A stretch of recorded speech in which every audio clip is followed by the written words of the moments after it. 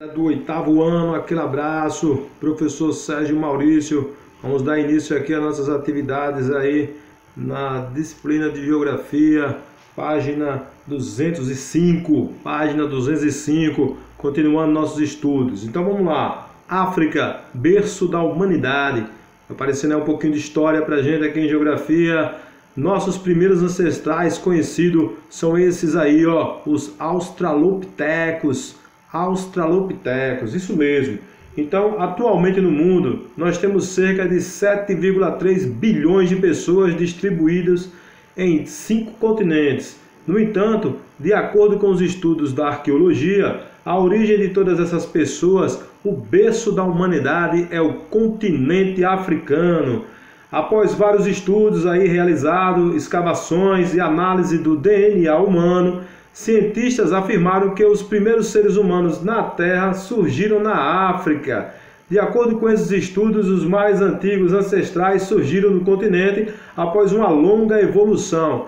E essa longa evolução pode ter dado origem à nossa espécie, que somos nós, os Homo sapiens sapiens, a denominação dada ao homem contemporâneo, há cerca de 100 a 130 mil anos atrás. Então aí foi quando os ancestrais passaram a povoar os continentes do planeta. Esses são os australopitecos, eram indivíduos baixos, peludos e encurvados e viviam na África entre 4,2 milhões e 1,4 milhão de anos atrás. Observem que a idade é decrescente, porque é antes de Cristo. Então, aí, pesquisas arqueológicas mostram justamente isso. Indicam que o primeiro hominídeo nossos ancestrais surgiram há 3 milhões de anos, evoluindo até o Homo sapiens, nossa espécie atual, quando se diferenciou dos outros animais por volta de 100 mil anos. Está aí a evolução, o homem saindo do chimpanzé, dos primeiros hominídeos até a evolução do homem moderno. Aí um pouquinho da evolução humana, de Charles Darwin e as teorias que acerca desse processo, A teoria criacionista, da criação do divino, de Deus, da criação do homem por Deus, Adão e Eva, e a criação da evolução por Charles Darwin. Essas são as duas teorias aí que embasam essa evolução humana. Então, galera, tá aí o povoamento da Terra, o povoamento do planeta. O homem sai aí da África e começa a migrar para todas as regiões do mundo, para todos os outros continentes, dando origem a outros, se juntando com outros hominídeos, No caso, os australopitecos, que são homens do sul, que surgiram aqui na África, Os australopitecos, e não só existiram eles, existiram outros hominídeos, e eles vão se misturando, vão buscando, viajando por outros lugares, já que nessa época, ou nessa fase, segundo a história, o homem era nômade, Ele não tinha morada, certo? Então esse é o mapa de povoamento, eles foram povoando várias regiões do planeta, dando origem ao homem moderno. Dando continuidade, nós temos a página 206, a conquista territorial da África pelos europeus. Então aí nós vamos estudar o processo chamado de pilhagem. Pilhagem é o roubo ou saque, geralmente realizado por grupo de pessoas. Então, na África, a partir das grandes navegações, os europeus passaram a dominar os territórios e outros continentes e neles realizar justamente esses saques, a pilhagem, com a ajuda do próprio povo europeu. Então, as grandes navegações levaram o homem europeu à África e lá ele encontraram pessoas. E essas pessoas, na verdade, em razão da resistência dessas populações nativas e das dificuldades impostas pelo meio natural, como as densas vegetações que a África tinha, a presença de animais selvagens e outros impediu que o homem europeu fosse até do litoral ao interior da África, ficando ele preso no litoral da África e no litoral, não penetrando no interior.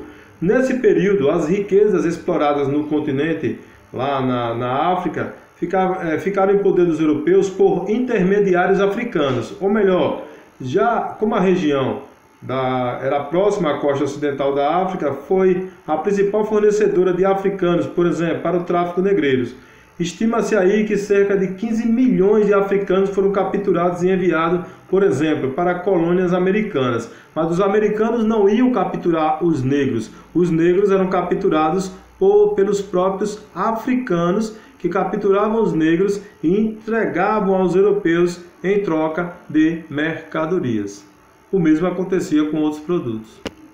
No século XIX, ainda na página 206, nós vamos ver que o século XIX houve a partilha da África, a primeira partilha do continente africano pelos países europeus. França, Bélgica, Estados Unidos, que não é europeu, mas aí também participou, Alemanha e outros, acarretaram significativas mudanças no espaço geográfico mundial e principalmente na África. Além de intensificar as relações comerciais de produtos chamados commodities, produtos naturais, para os produtos industrializados. Daí, dessa forma, eles implementaram a chamada política expansionista do imperialismo, que nós vamos ver o que é isso.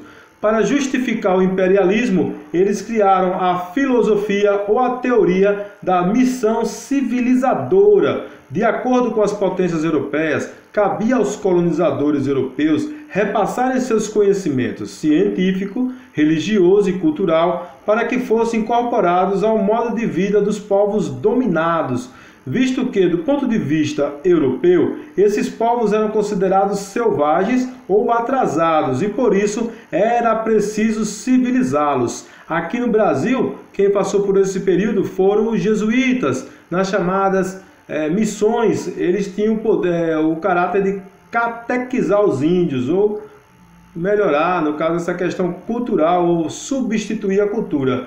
Já essa política na África, o imperialismo, que vem base da questão do dinheiro, e a missão civilizadora de substituição cultural, da língua, dos costumes e etc. Aí, a partilha da África, ou a divisão da África, que foi feita aí na nossa página 207 pela Conferência de Berlim.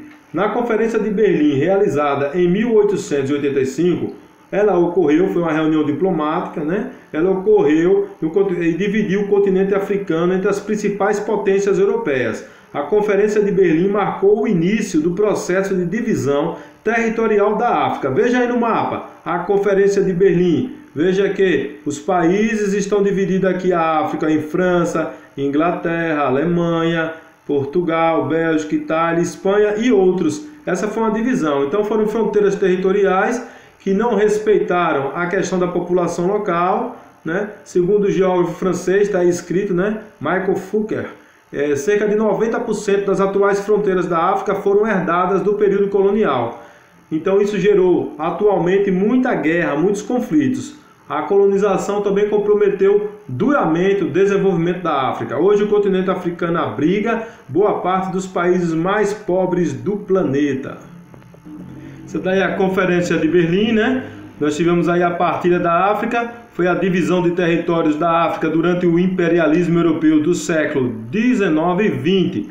Nesse período também, nós tivemos o chamado neocolonialismo. Além do colonialismo, que foi anterior, nós tivemos no século XX o neocolonialismo, que foi, na verdade, o quê? Foi uma situação denominada neocolonialismo, pois se caracterizou pela relação de dependência, veja só, de exploração econômica do continente africano por potências internacionais, sobretudo as antigas metrópoles europeias. Então, além da dominação de território, houve também a dominação de recursos, de condições de vida, certo? Por isso ele chama de neocolonialismo. E nesse período do século XX, nós tivemos o acontecimento mais importante, que é o apartheid, ou como vocês estão lendo aí, apartheid, na língua aí. Esse período macabro da história do continente africano ocorreu de forma mais intensa na África do Sul, certo? A África do Sul foi formada por grande diversidade de povos, como os negros, asiáticos e grupos europeus brancos distintos, descendentes de holandeses e descendentes de ingleses. Então, os dirigentes da elite branca instalaram na África do Sul, em 1948, o regime segregacionista, conhecido como apartheid, responsável por oficializar nas leis e nos direitos preconceito e que já estavam presentes no país desde, pelo menos, sua independência. O apartheid correspondia ao racismo como política institucional de Estado. Os negros não tinham acesso à propriedade da terra, participação política, ou melhor, não votavam, e nem mesmo nas áreas urbanas destinadas aos brancos. Obrigados a viver em zonas residenciais segregadas, os negros tinham o poder, ou deveriam, obter uma permissão, um passe livre, para frequentar os mesmos espaços que os brancos. Essa política manteve-se por 46 anos. Em 1992, com a reforma política foi legitimada por um plebiscito, o qual somente os brancos puderam participar. Pressionados pela opinião da comunidade internacional que condenava o regime, veja só o que aconteceu. Para o fim da segregação e o fim do apartheid. Nós temos um grande líder nesse período, que é Nelson Mandela, o Madiba. Nelson Mandela foi o principal líder na luta contra o regime do apartheid.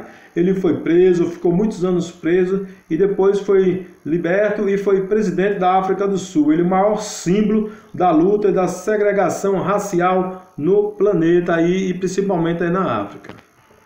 Esse é Nelson Mandela, nasceu em 1918 e faleceu em 2013. Nelson Mandela foi um ícone da luta pela igualdade racial. Nelson Mandela foi o primeiro presidente negro da África do Sul. Você vê um país africano que teve que o seu primeiro presidente foi o Nelson Mandela, depois de anos preso, Eleito após passar 27 anos preso e ganhar o Prêmio Nobel da Paz em 93.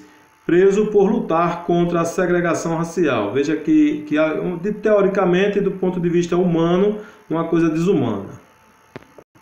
E para ajudar um pouquinho nossa interpretação, foi a filosofia do darwinismo social de Charles Darwin, da teoria da evolução e não da teoria criacionista, que legitimou a ação imperialista das nações da Europa aqui lá na África. Então, legitimar é o quê? Dar autorização para eles invadir a África e destruir como eles destruíram. Matar quem eles quiserem, escravizar quem eles quiserem e ninguém falar nada, ninguém reclamar nada. Aceitar isso como natural, tanto a igreja, quanto a política, quanto a sociedade como um todo. Então isso foi um dos absurdos da humanidade, para legitimar a superioridade do homem branco em relação ao homem negro, coisa que é apenas um mito. O que é um mito? Uma coisa que não existe, uma coisa que está só na imaginação. Resumindo, poderia ser considerado uma mentira. A essa dominação, ela recebeu o nome no século XIX de neocolonialista, devido à formação de novos impérios, mas mais do ponto de vista financeiro, da dominação, das substituição cultural, da dominação ideológica, política. Duas potências praticamente dominaram o continente africano, a França e a Inglaterra. Apesar de termos outras nações, mas essas foram as mais dominantes.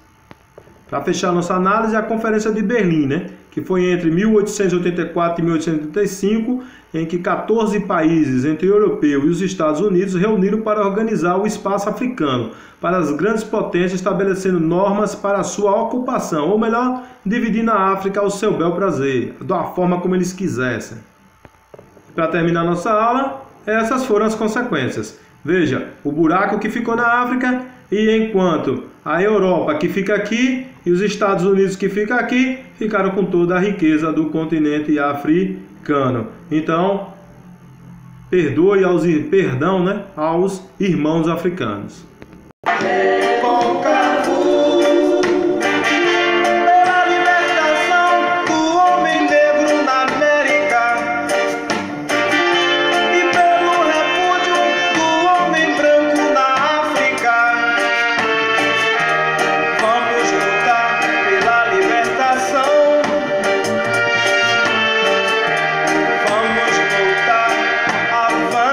Valeu, galera, até a próxima aula.